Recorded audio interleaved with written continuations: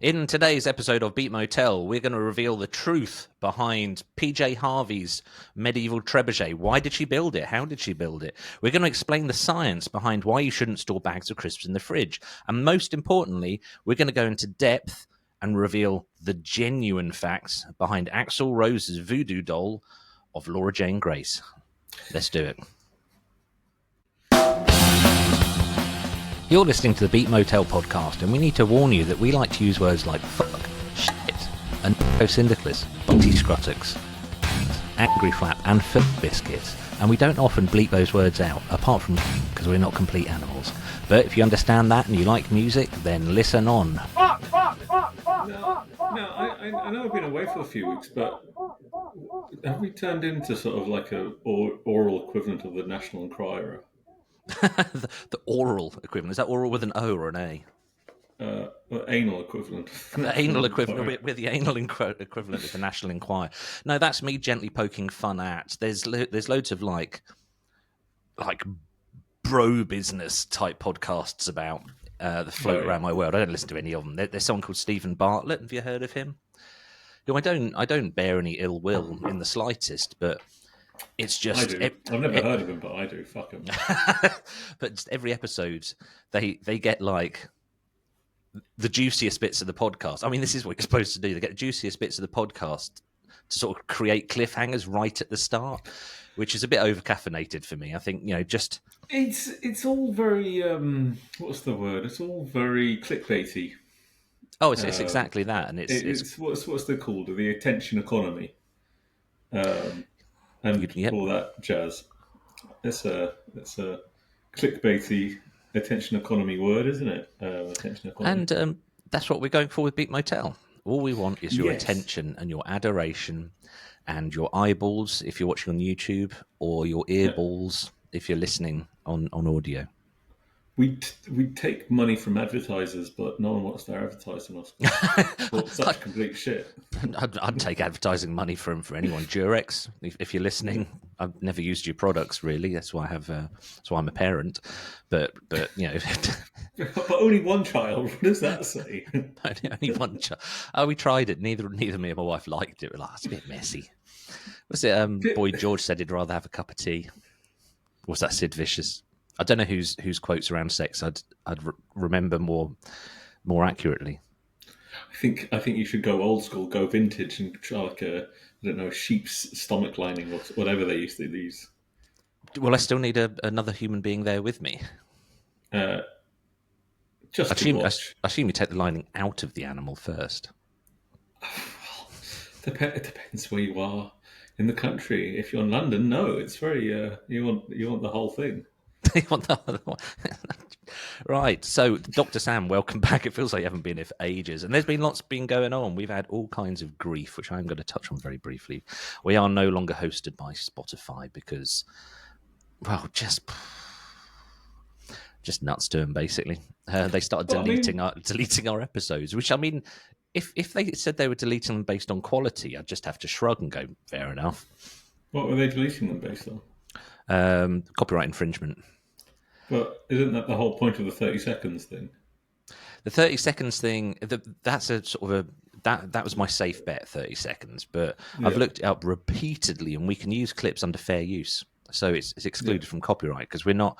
If the basis of the podcast was to make money based on playing other people's music, and then it'd be a radio station. And yeah, we absolutely would be infringing copyright, or would have to get a PRS license. But you can play clips of music for discussion, which is exactly what we're doing. I mean, bits of music, really. So what's Spotify's... I mean, are they just deleting... Are they just trying to get rid of things that aren't that are independent and don't have any backing? Basically, they basically want to sort of filter the marketplace, as it were, to only things that they want to back. That might be something that's happening. I don't know what's going on in the boardrooms of Spotify, other than giving their MD millions of pounds of dividends. It always happens on YouTube. YouTube, we always get copyright strikes every single episode, but one of two things happens. It either says this, we acknowledge you're using copyrighted music, but it doesn't affect anything about your channel until you're monetized, which we are not. And then sometimes songs get blocked in some countries, but it's always Belarus and Russia. And YouTube technically isn't available in Russia anyway, so I don't do much about it. I do challenge them sometimes on YouTube. There's two that will always get us banned. If we use the Beatles, for example, they'll always YouTube will just cut that bit out. So I always replace it with bluesgrass music or something if that happens. But I do challenge it. You can challenge it, say, no, this is for fair use. And every single time I've ever challenged it on YouTube, YouTube have just kind of gone, yeah, okay, fine, carry on as you were. But I got an absolute fucking shitstorm of complaints from, it was called Anchor, now it's called Creators Spotify, or Spotify Creators. So basically, most of the last 20 or 30 episodes, I had to respond to an accusation of copyright infringement for every single one. And that's why you're so pissed off about it. Oh, it's just weakening. And at least with YouTube, they say, look, 7 days, we'll get back to you. And they always get back and go, yeah, fine, as you were, whatever. But Spotify took a little while longer. Despite the fact we're no longer on Spotify, I'm still getting the emails from them saying, we have carefully looked into your case and you fail, basically. Your appeal has been rejected. I mean, they've always been a bunch of sausages anyway, and what's that thing you say to your friend when they break up from there? It's like, we're better off without them. Better off without. Plenty more fish in the sea. So we're now hosted elsewhere on, to be fair, a far superior platform that will give us all kinds of stats on the episode. So we'll be able to find out which three people, which countries the three people that listen to Beat Motel are in. I'd say that we've actually got quite a lot of subscribers, in some places. We're up to 1,200 subscribers on YouTube. Well, if you want to advertise with us, let us know how much you want to give us and how little you want to tell your products to people. Our morals are very easily bought. Yeah, I'd do it for a packet of Skittles and a hand shandy. I do it for promo records. Oh, would you honestly, would you go back to that? Because when Beat Motel was a paper zine, they used to pour through my front door. I wouldn't do it for CDs. I wouldn't do it for MP3s. I'd do it for vinyl. Vinyl only reviews. No, I'd be with you there, because tail end of Beat Motel when it was paper zine was you just get sent download links, and also on the obligations, like, we're fucking zine. There's no obligation to actually cover this shit unless it's we do get contacted. We get contacted quite often by PR people, especially through Instagram, despite the fact we say we don't actually review anything. I told you about the disappearing promos and disappearing money in my front door. I have. Okay, I'll move on. Have I? The recent ones or old ones? No, this is a while ago. You must have told me about that. God, let's just play your riff. Known each other for fucking 20 years now. I was kind of asking more, have I talked about it on the podcast? But this is episode 146, I think. I'm just checking. AP14. Yeah, episode 146. And this is your riff of the week.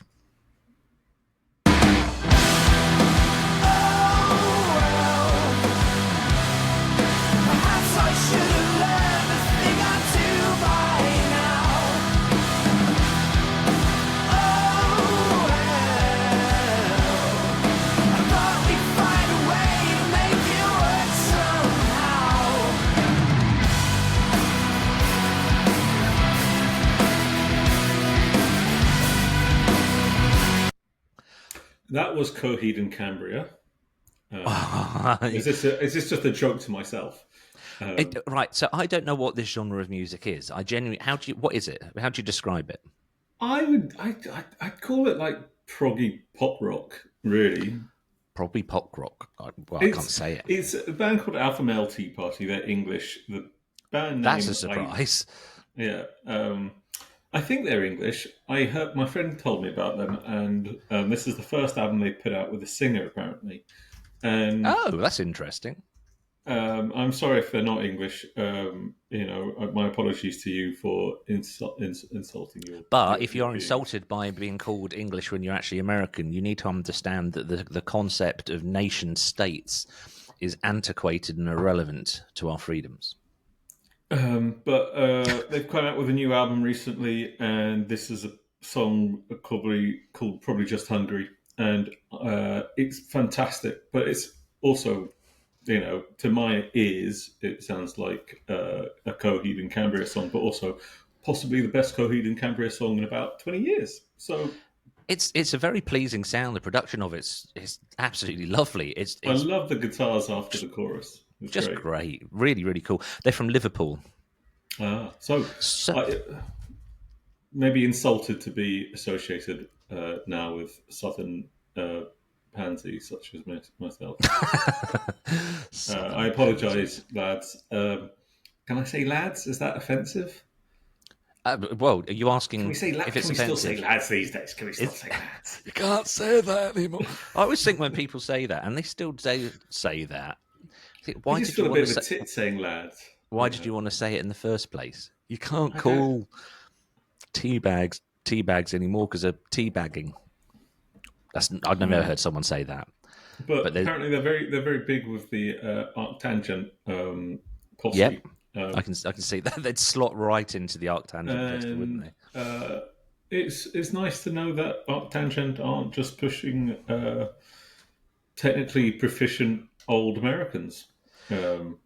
There's a nice thing about The Arctangent. occasional Swede. Nice thing about Arctangent is when I look at the lineup, I really want to go. We should go, Sam. Why haven't we been to Arctangent? I've had tickets for it before, but they got cancelled due to I don't COVID. want to fucking camp. I refuse to fucking camp. Oh no, we weren't going to camp. We bought tickets quite far in advance, and we had an Airbnb that That was makes 10 minute sense. 10 minute walk from the site, and it was Yeah. reasonably priced. It was going to be like 150 quid each for four of us, I think. I'd do that. It's Bristol though, so you've got to get to Bristol. Can you fly to Bristol from Helsinki? No, I'd rather go to the what's the. I'd rather go to the one in the Netherlands. That seems much more Roadburn. road burn. Yeah. Line up for that last few years has been astonishing. Yeah, and I think it sort of sells out based on its reputation these days, rather than its physical Cool. lineup. What a great place to be in. Dan Callis, who's occasional co-host of this, who he was a part of one of the most confusing YouTube comments we've ever had. But he went to he went to Roadburn, and I don't know how. Somehow he bought the wrong type of ticket. So he turned up, went to the campsite, got let into the campsite, set his tent up, sat there, had, I don't know, a tin of baked beans or something, and thought, right, I'm going to go and watch some music now. Walked to the arena, and they were like, where's your arena ticket? And he was like, what? So, he didn't know you have to buy a camping ticket and an arena ticket separately. So he basically had a Buys a camping ticket. camping ticket. Jesus. I People I'm associated with. Fuck. I don't think I'll ever camp at a festival ever again. Not even a nice I one don't like think Latitude. I mean, Maybe Latitude. Latitude's kind I of might nice. camp, but I'm going to complain the entire time. You and I go camping once, and we just had like an almighty storm, Yeah, like trying to hold the tents down, and you were just looking like, which part of this is fun? yeah. Where do I shit now? Every single camping experience I've had, I've camped a total of in 3 places: the Alps, Bloody hell. was it wherever Tell me Advent they was all from, rhyme. I'd love it if they all rhymed. and Reading Festival. Reading Festival was the worst, most harrowing experience. So much Uh, human feces, just well, everywhere. well, I swear this is one of my first memories of like getting there on, I don't know, Thursday or something, and going into a portaloo, and the portaloo is already smeared the entire way around with human excrement. Because at least I hope it was human excrement, because I don't want to know that people were digging around in other animals' excrement already. The first time I went, I walked through the front door after Reading Festival, and Emma went, "Why do you smell of human shit?" Yeah. And you might wonder how. Well, everyone knows what that smells like because we've done care work for years, so you know you can sort of get to know. We used to know people's. Some of the guys who we supported were incontinent, and we'd know whose shit it was just by the texture, colour, and odour. We'd done that job for so long, and anyway, yeah. So Reading Festival's heinous. Yeah, and then the camping with friends thing. Just like I got the appeal of hanging out with friends. I just did not get the appeal of sleeping on. Just having a shitty place to intentionally depriving yourself of a good night's sleep. This is going to sound incredibly bourgeois, but we've done something much, much nicer, and probably only 2 or 3 times over the years, where we've hired a country house. A house with maybe like 8 to 10 bedrooms, and that way you still get a good night's sleep, but you still get to hang out together and chill out. It didn't end up being all that much money between us all. I made a pop. I mean, I've gone glamping. My friend's stag do. That was all right. That wasn't too bad. But that was a bed. A bed. Yeah. No, I like camping. I used to bivouac in ditches when I was a teenager and all sorts of stuff. You don't have to. That's too much sharing. Play your track of the week. The confusing comment that we got on YouTube was some picture, video of me and Callus, and it was something derogatory, and then it said the worst pair of sub 5s I've ever seen. I had to look up what a sub 5 is, and it means somebody who's ute speak. Ute speak. It's someone who's exceptionally unattractive. And like Callus in this video, you could barely fucking see him. He's like so murky wherever he is. He's never a well lit man. And I was like, oh no! Even in real life, he just walks in shadows. Anyway, so I agreed with him, as we always do with the trolls. Trolls on Beat Motel. Is my riff of the week. I hope it tastes good. I hope your tail tastes good. You son of a bitch!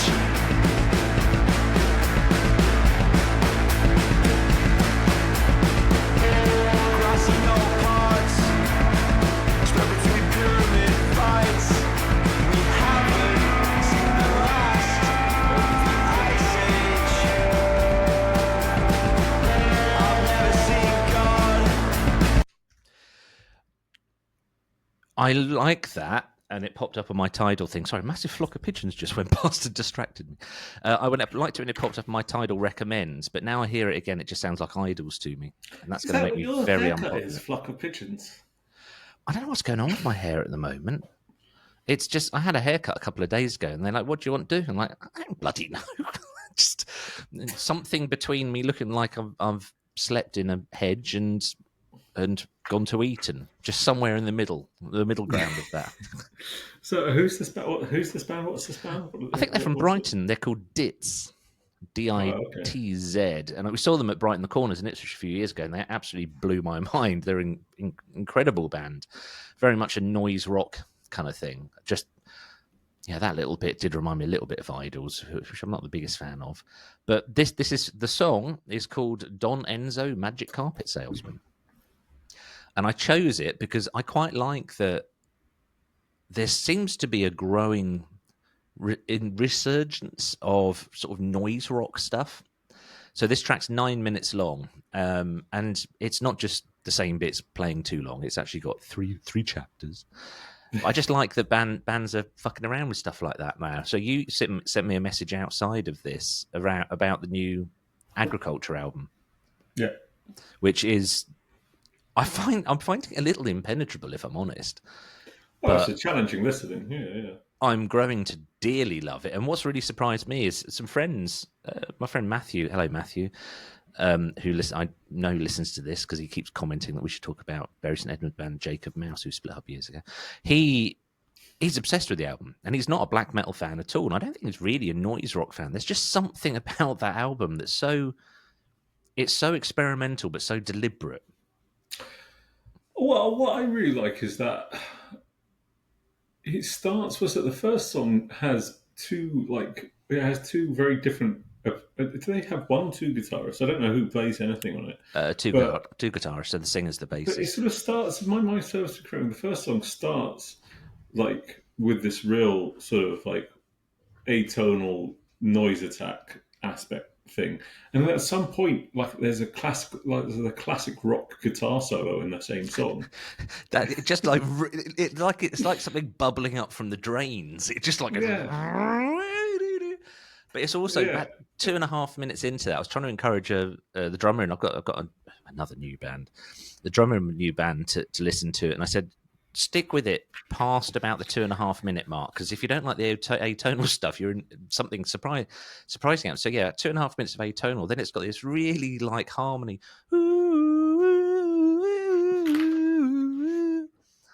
and there's other tracks that the music stops and it's someone like talking really quietly like that, and it's just they're just full of surprises. I like it. Didn't talk about Ditz very much there, did we? Yeah.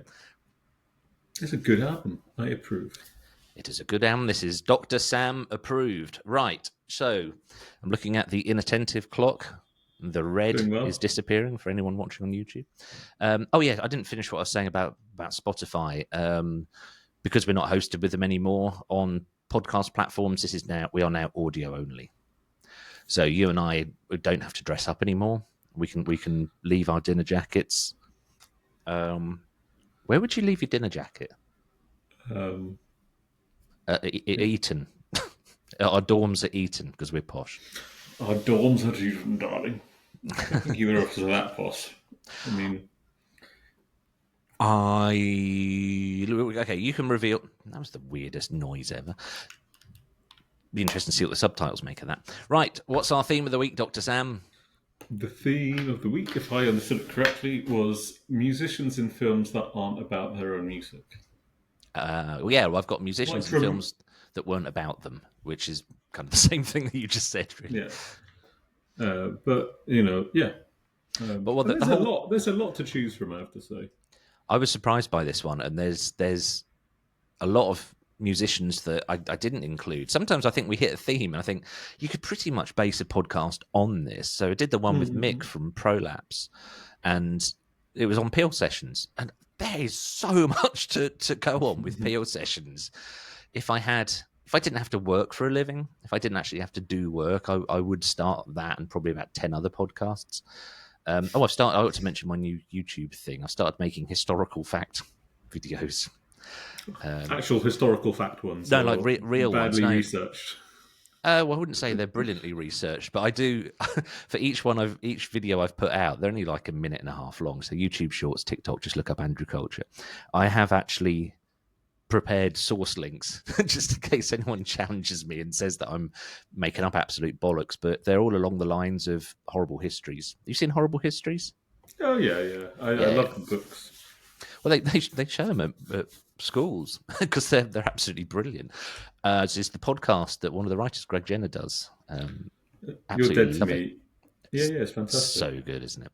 Anyway, here's your first choice for this theme of musicians in films that weren't about them.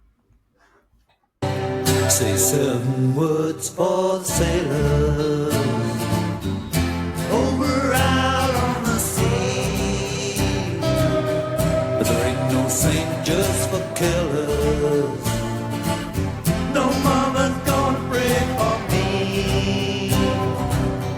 But I was born here by the wind. Who just be sailing left on land.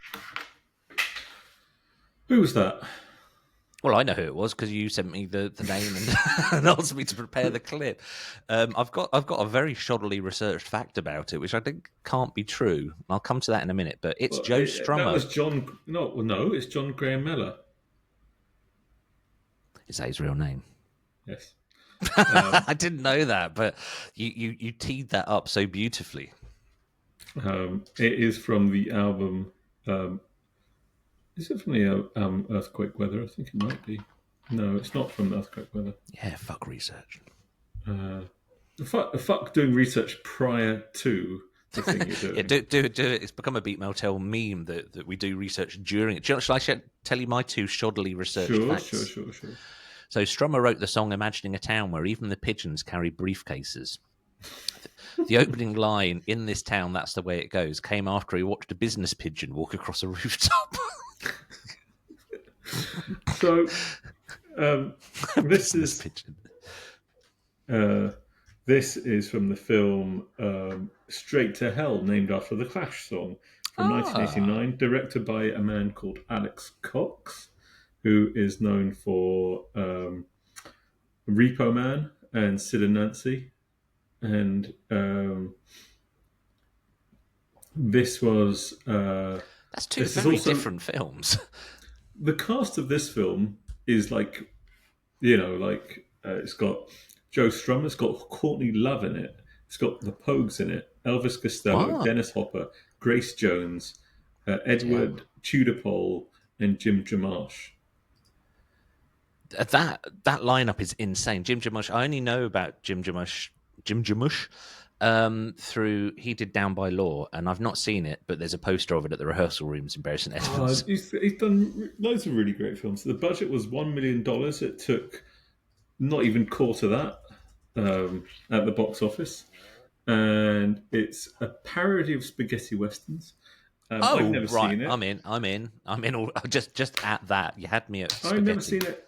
Joe Strummer did a few films around that time. This is like his post-Clash career, where they really sort of picked it up. And if I remember correctly, he had moved to Spain at the time, and basically he had sort of become a career alcoholic for the moment, whilst he tried to pick up work. But you know, this is the thing about the Clash, is that frankly, I was listening to. When I was doing some research for this, I was listening to the soundtrack that he had done prior to this, which is from a film called Walker, also by Alex Cox. So obviously him and Alex Cox were good friends at the point. And he's got a very small part in that film, Walker, but he recorded an album, the soundtrack he wrote. He recorded with like proper musicians, and they made it sound great. And the thing about Joe Strummer is that he always had, like, you know, an endless charm to his vocal delivery, to his raggediness. Yeah, but his musicianship was always, and his actual writing was always subpar compared to, like, you know, the genius like Mick Jones, who wrote amazing pop songs, but didn't have quite the same charm in his delivery and his lyrical choices in many ways. And I just sort of chose it. I don't know, because I looked at one of the Walker songs and I was like, no, this is really good. And it's like Joe Strummer backed by like great musicians, great like well-known studio musicians, and like Spanish flamenco guitarists, and it's like, it sounds great. And this one was like, no, that's Joe Strummer doing the guitar. It sounds pretty ropey. That's definitely Joe Strummer. He's the other interesting fact is apparently the vocal, he wanted to use a megaphone, but they didn't have one, so he used a traffic cone. I obviously knew who the Clash were as a teenager, but I've talked before about this golden period of Channel 4 and BBC 2 television that was Friday nights, like after midnight, where you'd just get all this sort of wild, for the time, wild stuff, you know, after Euro trash and all that kind of thing. And there was a short film where, apropos of nothing, Joe Strummer was in a cafe with a really beat up acoustic guitar, just thrashing songs out. And it didn't really sort of have anything to do with the film that I remember. It just struck me at the time that, like, well, why is he there? Sort of not really knowing who he was. I knew he was the singer of the Clash, but obviously I didn't know the sort of the gravity of the entire thing when I was a teenager. And I've been trying to figure out what film that was, or what short film it was, because it did sort of, he had like an early Against Me, Laura Jane Grace sort of energy. Although I think Laura Jane Grace is probably a far better guitarist and singer. It's not hard, but I mean, but the love of Joe Strummer doesn't come from the quality of his. You want him to win. Come on, Joe. Come on, you'll be all right. Do it. Go on. You know, it's sort of bizarre. It's bizarre to sort of back a. He's. I don't know. it's more like there is something ineffable about just sort of his character, and he has that sort of like, I guess in a way, sort of has come to embody that thing that you think that sort of an adult punk should be, which is just pursuing his own thing for the sake of pursuing his own thing, rather than necessarily pleasing any market forces or trying to please anybody else apart from his own sort of curiosity, and trying to tell everybody this is really cool, this is great. That's what that's my understanding of his post when he started to emerge back into the world after his after the Clash. It's like he kept up the world music sort of thing of like, don't only listen to your white people. I've always found him really interesting, because if musicians like your Billy Corgans and your Oasises make a crap load of money and then the band peters out or whatever, some of their output afterwards can be a little kind of weird. Like John Frusciante, whatever he's called, from the guy who's John Frisky Alicante, from Red Hot Willy Peppers. His post Red Hot Chili Peppers stuff, or like, sorry, I banged the microphone. In between Red Hot Chili Peppers stuff is really weird, and it's just like you've got this lovely opportunity to use whatever gear you want, just do whatever the hell you want. But Joe Strummer, I never got the impression that the Clash, and certainly not Joe Strummer, made loads of money. So it's like he's still working. It's like, look, I'm going to do my own thing, but it's still got the drive behind it. They say like a band's first album where they're struggling for 5 years before they make it is always really passionate. The second album, when they're living in castles and driving Mercedes, has less vim and vigor to it. Album, yeah. I don't think Joe Strum ever lost the kind of this is urgent. I've got to make this.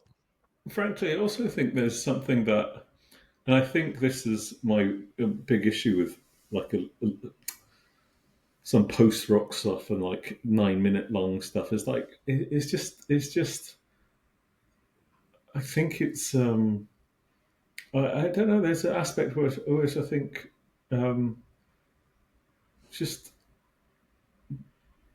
do you really know what you're trying to say if you're going to take 9 minutes to say it? Well, Ditz, the Ditz 9-minute song is a three-part thing raging against generative AI. So why could it not be 3 minutes long?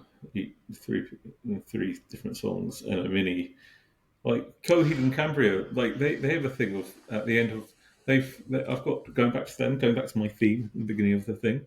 They have you have loads of progressive bands who write suites, and they separate those suites into little sort of like different tracks, and you can then choose to play your favorite part of the suite. I shouldn't speak too much about my new band because I only had one practice, but we're kind of going for a Minutemen thing. So we want to record an album with a ton of tracks, and none of them should outstay their welcome. They should have a really good, heavy, driven bass, sort of a sparkly little bits of guitar. A bit like I'll talk about this another time. It's of no interest to podcast listeners, but I do want to speak to you about it because I think I might have a band that you might be able to tolerate one day. I can remember I like the Zeeb second album. I think that's great. That's the album I'm most scared of my child ever hearing. But it's the best because you feel it reveals something of your true soul to them. Just no, because it's so vile and it's so. We were really trying to mock a type of metal and a type of rock, and in trying to mock it, we forgot to tell people we were trying to mock it. We just, some of the reviews of that were so bad, like so bad. Misogynist meathead so-and-sos, and just remember reading them, just going, no, we're taking them in.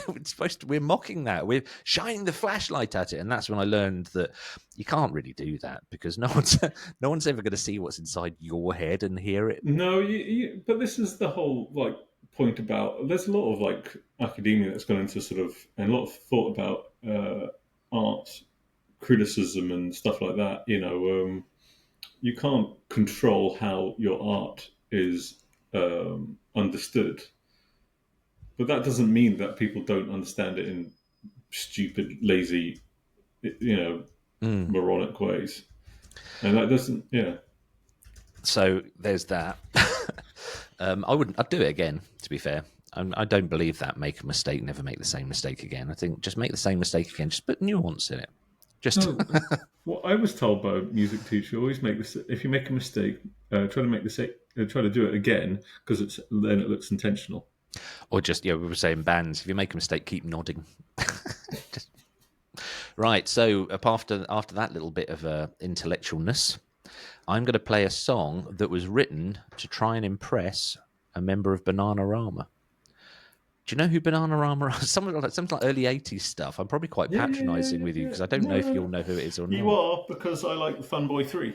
Ah, yeah, and they were kind of the in situ backing band for Fun Boy 3, weren't they? So this song was written to try and impress a member of Bananarama.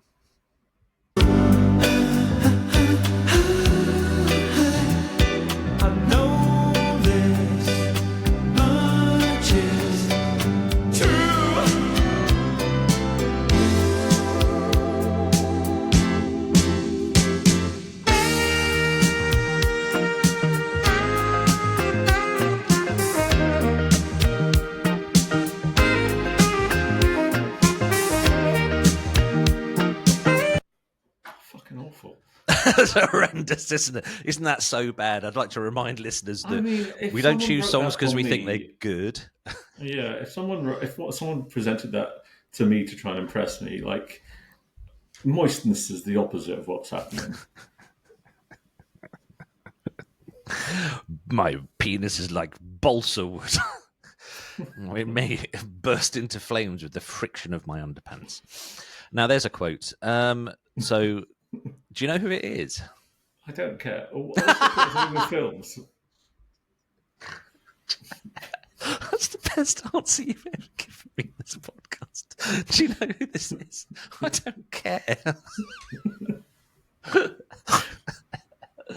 Oh man, you can't overuse that one, but that was 146 episodes to talk about keeping your powder dry for the best response.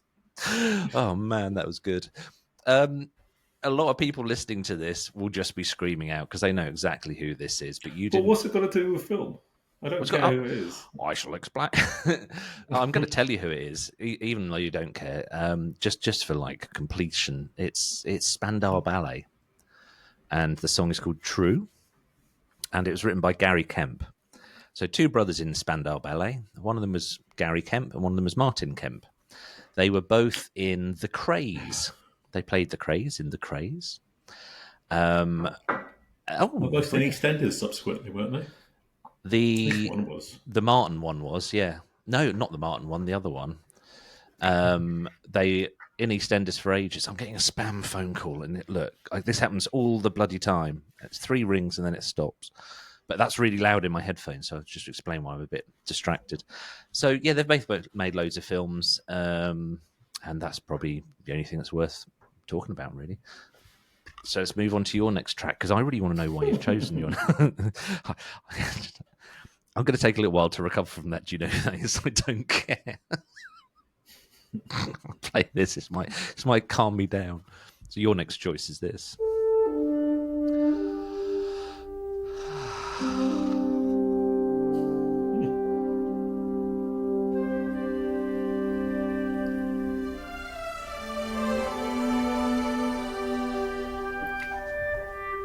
I'm going to look wistfully out the window.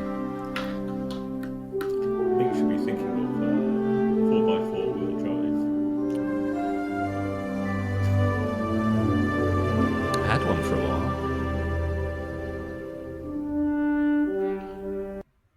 I had a Series 3 Land Rover that technically my wife owned it because it meant, as she's a gardener, we could insure it as an agricultural vehicle.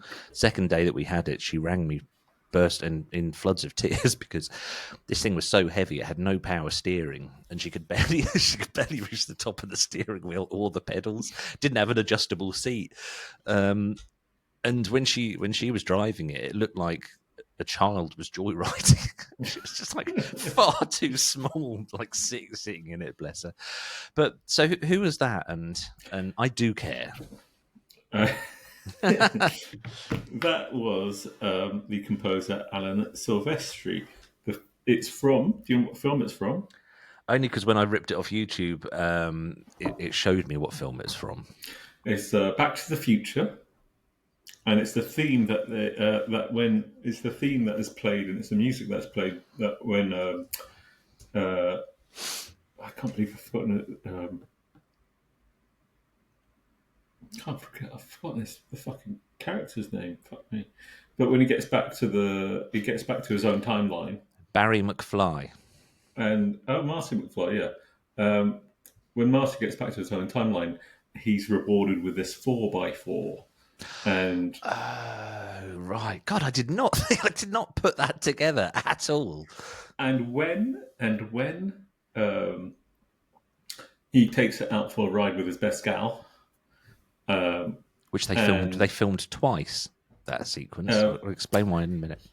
They get to a stoplight, and they're challenged to a race at that stoplight. Do you know who the other person driving the car is? It's Flea from Red Hot Chili Peppers, isn't it? Red Hot Woolly Peppers, as you said earlier. Yes, that's the link. That's the link. Bloody hell, that's tenuous.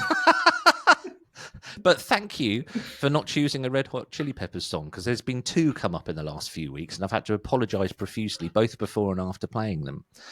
I like maybe two of their albums. I mean, I grew up with, One Hot Minute, or Blood, Sex, Sugar Magic, rather. And then One Hot Minute, which they did with Dave Navarro from Jane's Addiction. It's got some fucking great stuff on. I like, and this is before I don't really understand the absolute objection a lot of people have to them up to that point. Since that point, it just becomes like radio fare and bullshit like that. No, I think up to that point. No, fair point. There's a lot of people who I would expect to hate Red Hot Chili Peppers will make the same argument. Did you ever see The Good Place? And their fucking second album was produced by George fucking Clinton. Come on. What? Yeah. Wow, they were really kind of going for a. Yeah, they knew they were very self-aware then, weren't they? What an amazing. I didn't know that. Which one's that? Blood, Sex, Sugar, Magic. No, that was Rick Rubin apparently. That's less surprising. Did you ever see? There's a Netflix series called The Good Place where you die and you go to heaven, and they show you why you're in heaven, and there's a list of things scrolling by, so you get plus points for like helping old people. Yeah, I did. I enjoyed that show. Yeah. So and you get minus points for doing bad things, and the things of minus points scrolling past. One of them says attended a concert by the Californian funk rockers Red Hot Chili Peppers. That's something that will like put you in hell. So yeah, second album by Red Hot Chili Peppers, Freaky Style. And Wikipedia writes that Freaky Style was produced by George Clinton of Parliament Funkadelic, and the sessions benefited from Clinton's chemistry during recording. His chemistry, or his chemistry set, or his bags of chemistry, or his personality, or as far as I understand, that was during Clinton's crack days. So right, okay. I'm just one of those people like Sly Stone. I'm just like, I'm so glad they made it through. I'm so glad they made it out the other end. Yeah, so that's cool. Do you want I haven't got any facts about this actually. It's just quite a nice piece of music. But the bit that was filmed twice isn't the bit on the railway in the third film. Railway. I'm so plummy. Railway. How would you say railway? Railway. Right. Let's not go any. I'm riding the rails. Riding the rails. Oh man. I was going to give you my fact about the end of the first film is Marty getting his Jeep and them driving off, and not driving off, going off in the DeLorean. And then the beginning of the second film is the same bit, but they were both completely different shoots because his gal. The actress changed in between the two. But apparently, also the DeLorean thing at the end of the first one, they didn't intend to make the second or the third one. It was a joke. Oh, really? I didn't know that. Yeah. That's a bit like the best sort of spinning out of a small moment that becomes something massive is. And I honestly think, for my money, it's my favourite trilogy. Fuck Star Wars, fuck, Lord of the Rings, fuck any of these things. Ooh, yeah. Back to the Future is my favourite trilogy. I think you're probably right, to be honest. I hate saying that. I adore Lord of the Rings, but the book still means so much more to me. And the lore around it means a lot more to me than the film does. But obviously, there is no trilogy of books behind Back to the Future, and we watched it again recently. It's bloody great. Right, so let's move on. So this is my second. Oh my god! Look, I'm looking at the inattentive timer. Yeah, we're not doing well. We're not doing well at all. So I'm going to play my next choice, which is this one.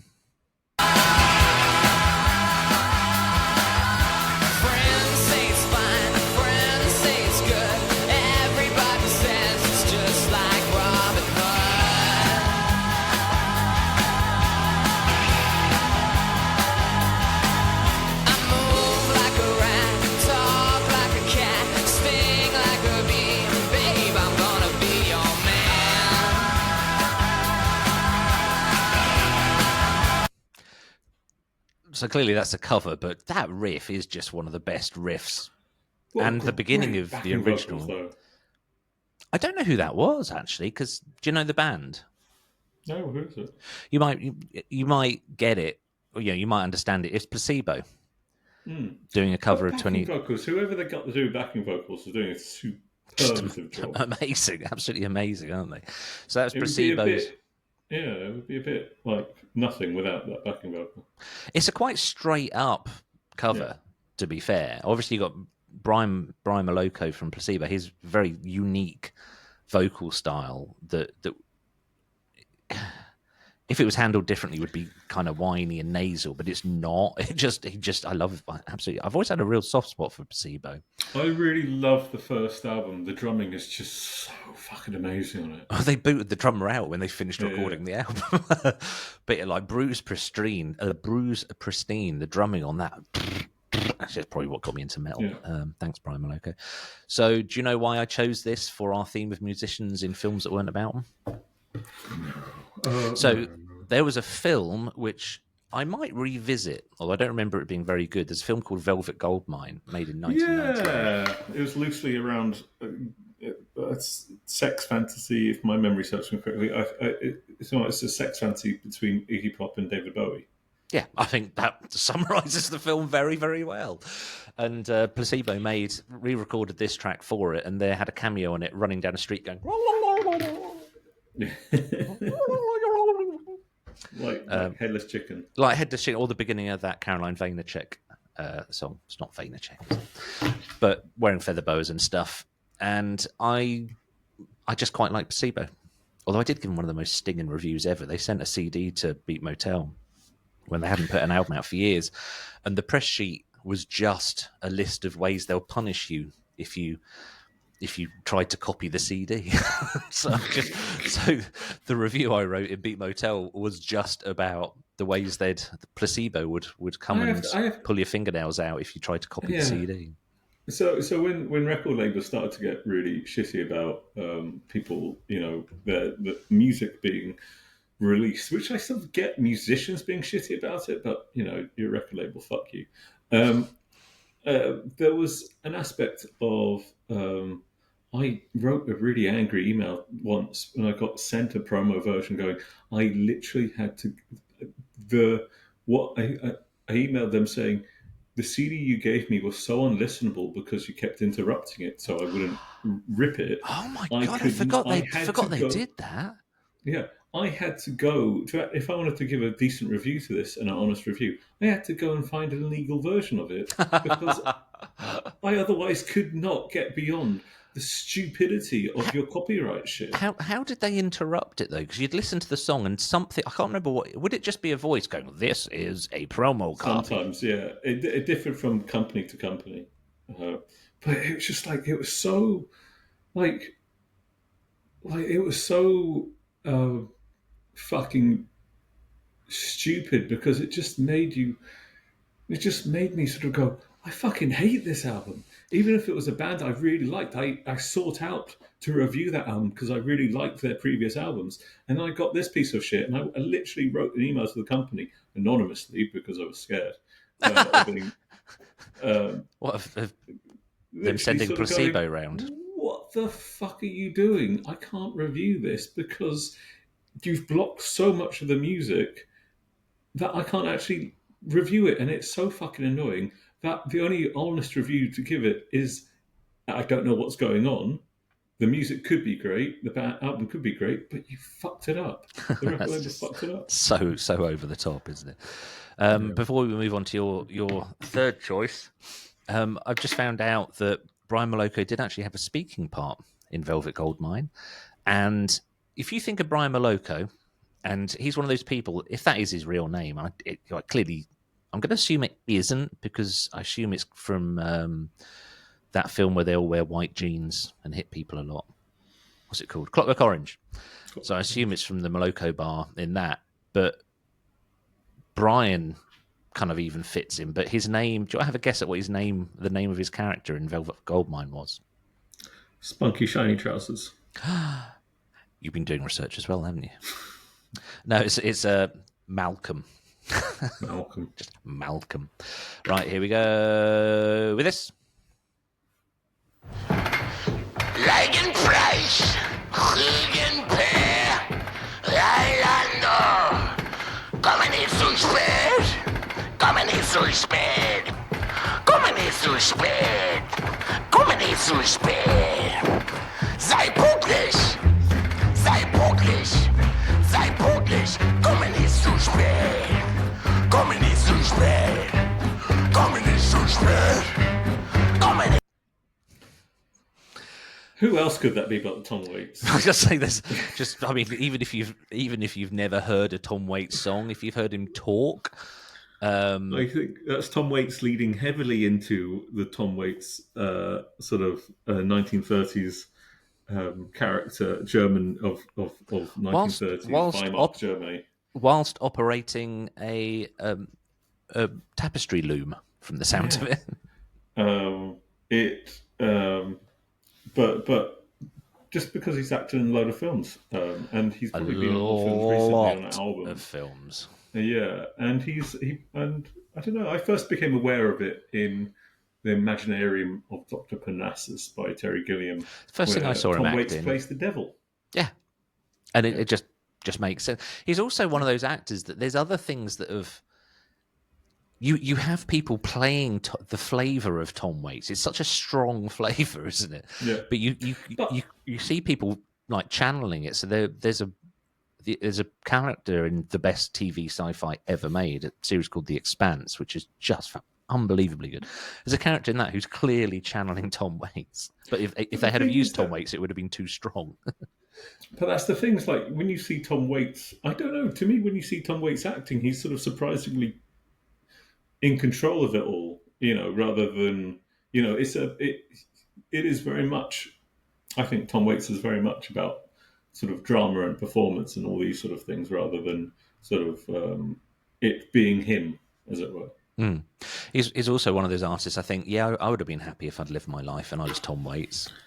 I'd be like, it's just done cool stuff. I'm just looking at what else he's been in. I mean, the list is absurdly long. But I watched him in something not knowing it was him. So he was... Exactly. He's good. He's a character. He can play characters rather than... There was a Coen Brothers thing made for Netflix called the Ballad of Buster Scruggs. Have you seen that? It's really interesting. So it's they do it as a very, very old-fashioned kind of Western. So it's like, there's a guy with a guitar singing as an introduction for each of the short stories, I guess they are, aren't they? But yeah, Tom Waits was the gold prospector out in the middle of nowhere who somebody shoots him and then I'm not going to give everything away. But I literally didn't know that was Tom Waits. I had no idea. He was also in Bram Stoker's Dracula. Oh, he's done so many. I'm not going to list any more because the inattentive timer tells us we've only got 5 minutes left. So, oh my God, I'm going to have to play my third song. We are well behind.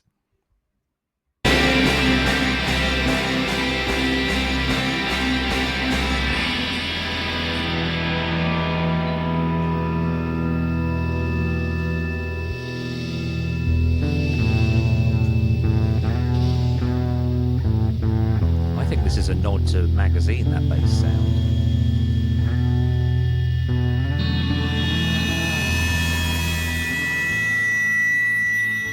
Fucking hell. At least it wasn't Red Hot Chili Peppers. Do you know who that is? Oh, you mustn't. I reckon you know who that is. I don't know from that bit. That's why I chose that bit. I deliberately chose like the bit that you wouldn't get it from to anger and upset you. It's Sing by Blur. Oh, no, I don't know that part, no. So it's End of Side A from Leisure, which is their, by Damon Albarn's own words, their stupid pop album. But it's the album that had to happen to get them a foot in the door for all the other marvellous stuff they did afterwards. Yeah, I mean, I sort of know the 3 albums afterwards. I don't really know Leisure that well. I know the 3 albums afterwards. It's, to be honest, it's pretty strongly. It's what? I know the 3 albums afterwards well. It's worth a listen at least once, but once is probably enough. But that Sing, it was used on Train Spotting. That's not why I chose it. I chose it because of the acting career of Damon Albarn. Oh, I didn't know he had one. I thought it was just he popped up miserable in middle-class tosser. He's popped up in a bunch of stuff, and this is such shitty podcasting, but I can't find the film he was in. He was in like an East End gangster film with who's that guy? Ray Winston, and I've just remembered that. What was I'm looking it up now. The Ray Winston film, and I think Face, that was it. And he played like a very minimal character who died very early on in the film. All right, Treacle. I imagine that's what he was like. I think he didn't really have any lines. He had headphones in, which you could hear like banging techno in, and one of the characters like, "Why do you always listen to those things?" And he takes an earphone and goes, "Saves thinking, done it, governor." In that his thick Colchester accent. Yeah. So that was it, really. Right. So that was my third choice. We better play your last one, because your last one is this one, and all I've got to do is press the button and make it come through the.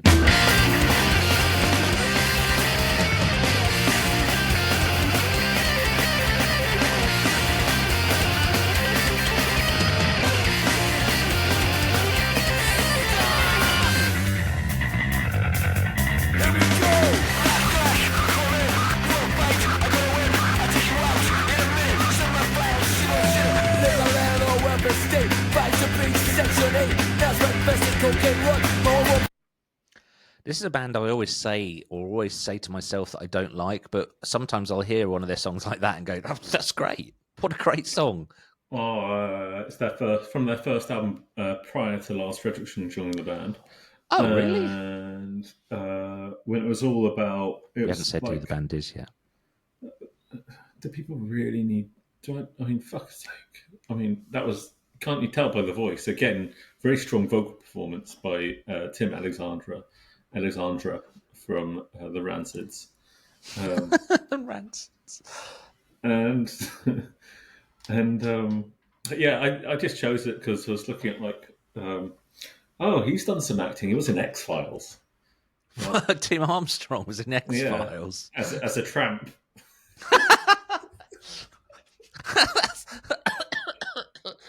Oh man, that's immense. And it's sort of like, I don't know, it's like, that thing of, I thought it was, my thought now is just like, as a contrast to what I think Tom Waits sort of gets the idea of performance art. Tim Armstrong doesn't seem to get the idea that, like... Do you want to be in a film? Yeah. Can you do a Tim Armstrong? Yeah. That's typecast, that is. It just seems to me like he has not the greatest amount of self-awareness, whereas I would credit Tom Waits as I would assume Tom Waits has quite a lot of self-awareness. Well, Heron will do that. He's not. He's like, yeah. He was at the time, wasn't he? No, apparently he gave it all up and all that shit. Oh, no, gave it up. He definitely was at some point. Yes. And I'm talking about something which I know nothing about at all. So I will move on. The quite interesting. My interesting producer fact on that is that the song was recorded in one take because their producer bet them a 6-pack of ale that they couldn't do it in one take, and they're fast. I don't know if room temperature ale would go down that well in California. Real ale. Right, so this is my last choice, and I've saved the best till last, and I think you're going to agree that I've saved the best till last. You remind me of the babe with the power of voodoo. You do. Remind me of the babe. I saw my baby crying for this babe could cry. What could I do? My baby's love had gone and left my baby blue. Nobody knew what kind of magic spell to use. Slime and snails and puppy dogs. So that was Iggy Pop. Yep, that was Iggy Pop. Obviously, that was David Bowie, and it was taken from the film that him and his penis starred in, called. Wait, have you seen it? His penis stars in that film. Clearly, Jared the Goblin King and his massive penis. I thought Jared the Goblin King was penis. It used to really annoy my child when we watched this a lot when they were smaller. He would say, "That's the Goblin King," and I say, "What's he gobbling?" And that would make me very cross. That song, you know, like I said, like some choices that you make result in a thing like this. No, Sam, no, that's wrong. This song does a complete opposite kind of where I cut the clip there. My wife would just carry on singing. Yeah, it's like putting a 50 pence in a slot. I'm not familiar with that one. It's great. It sounded great. Have you not seen the film? I've seen the film. I just don't. I saw it at the wrong age and it didn't make a mark.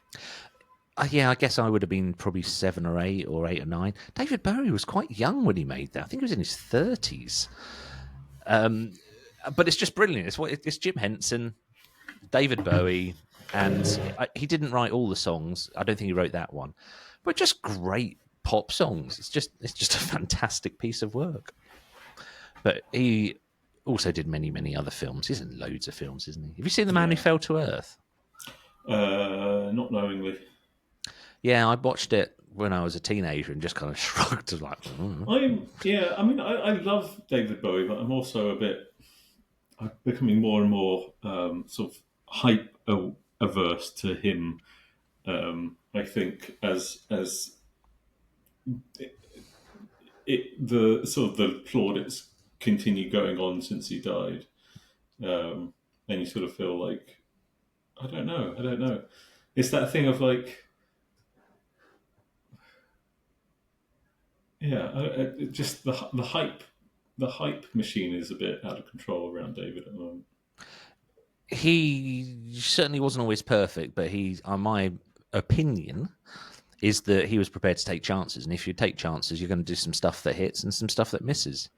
Yeah, but that's what I mean. I don't think the misses are getting as much attention as they necessarily need to to give him like a fullness of character rather than this hagiography of that everything he did was amazing. Hagiography. Oh no, that's certainly not the truth, but it does tend to happen once people die.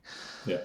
Do you think that means people say stuff like that about me in 200 years' time when I die? They go, "Oh, he did this podcast, right?" And no, actually, that was shit as well. I was going to do some correspondence and read some YouTube comments, but I can't be asked. Fair enough. So I'm going to wrap it up there. We could do like a correspondence special. I might do that actually. Just choose some of the best ones. I've just noticed one of my own comments. Somebody was saying I'm wrong, and I said you can't win at guitar, but Steve Vai wins at guitar, and I can't remember what the context is. But I'll put together all the particularly mean ones, and we'll have some fun with that one day. Shall we? Fun, great, lovely. Though there is one I've just spotted here where I think it's you and I, And someone just said, you can't throw out an accusation like that out there and not show your work. And I just replied, yeah, I can. Right, I'm going to say goodbye. What do you think of the new format of the show? But actually, before we go, I really enjoyed talking about Noddy Holder's golden thongs. Noddy Holder's Golden Thongs playing tonight, Camden Falcon.